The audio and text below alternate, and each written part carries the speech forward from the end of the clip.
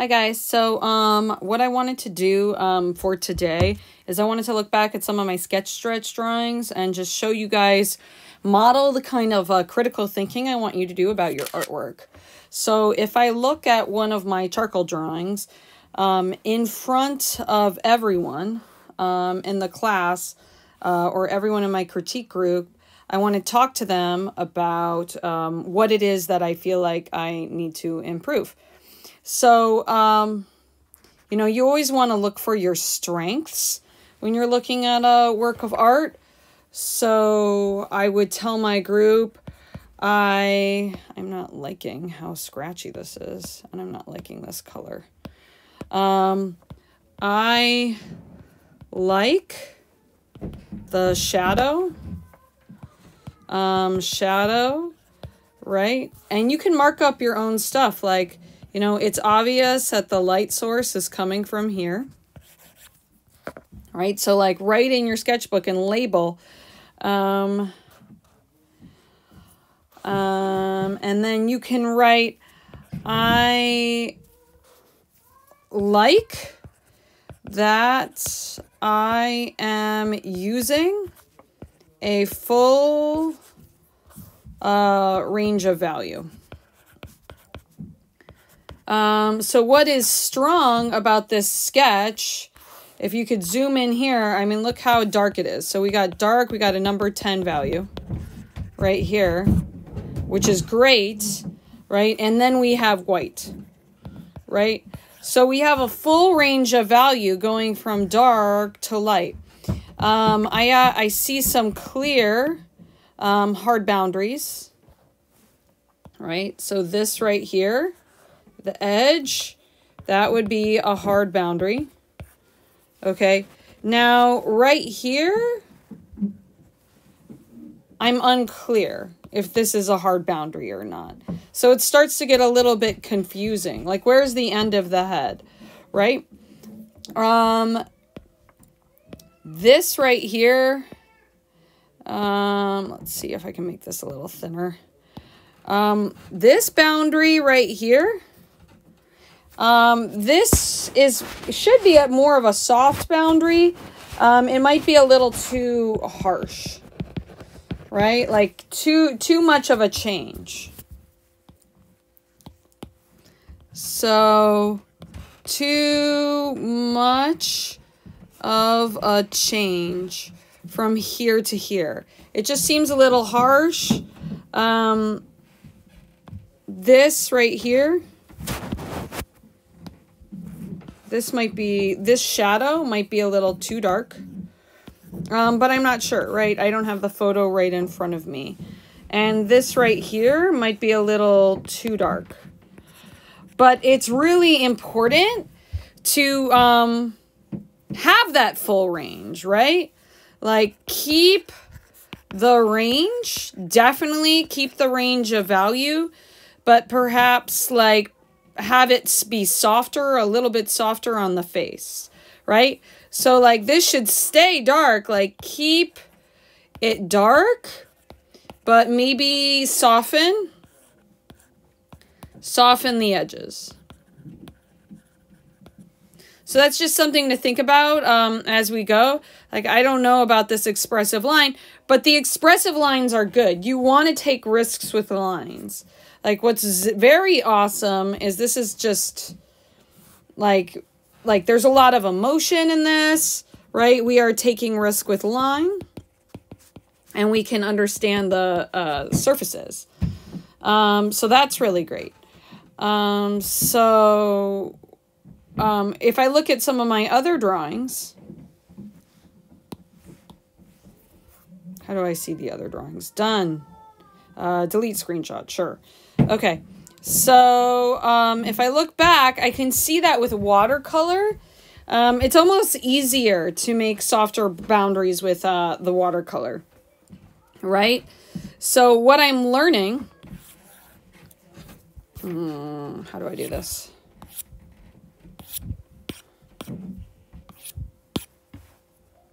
What I'm learning is I can't use an iPad. Ah, there we go. Okay, so what I'm learning as an artist is right here. What really helps, like these hard boundaries are so clear, right? So obvious hard boundary. It's really clear that, you know, this is the background, and this is the foreground. So this is the form, and it's coming out. That's clear to me. This right here, this little change right here. See how there's this change in value? Right here. It's so small, but it helps me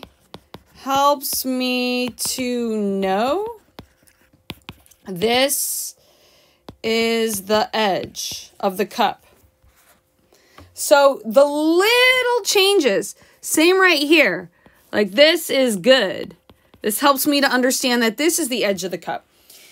So what I'm learning is complementary colors, right? We got like kind of like an orangey red and then a blue.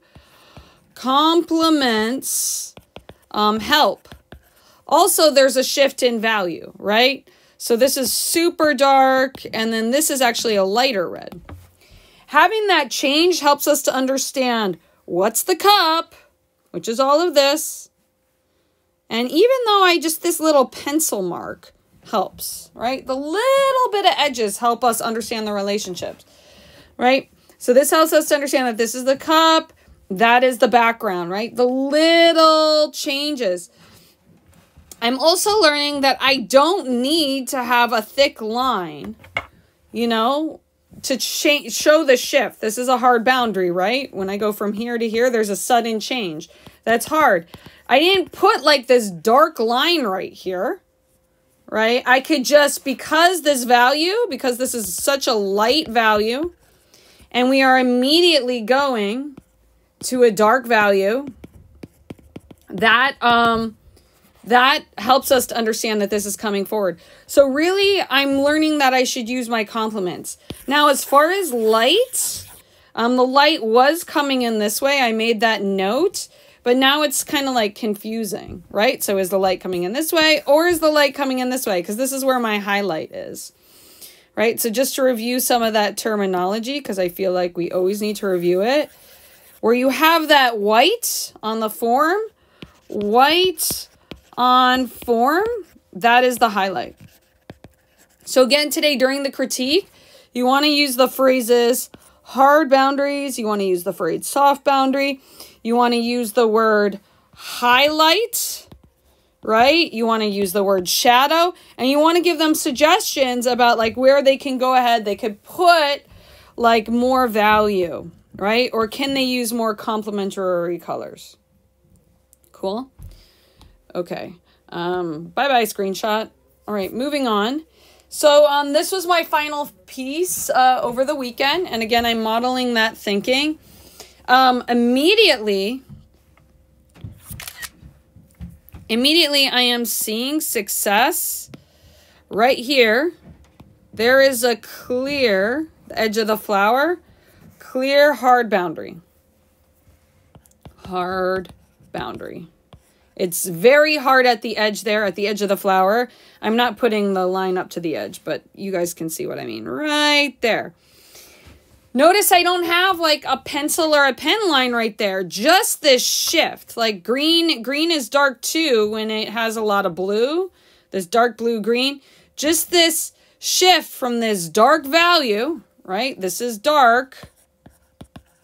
This green is very dark. All of this is dark. To white. Having complete white at, I feel like I need to make a point and I need it darker. White at the edge. That is everything. Okay, my color theory teacher would talk about that right now. Leave some areas white. Okay, the only way though the white's gonna have power is if you darken the background. Darken the background. Okay, so again, we're focusing on hard and soft boundaries. And it's just so amazing. So I feel like I never have had the patience to do that before, but now I am. This wet on wet, when you put water on your page and then you add watercolor, it really helps with soft boundaries. It really, really does. Right? So that's like something I'm learning. So these are all good things. So when you do your critiques, start by talking about the good things. Like, hey, I'm really discovering that soft boundaries are easy when I'm doing wet on wet. I'm discovering that leaving white at the edge of my form is really, really helping me. I'm discovering that I need to really darken the background.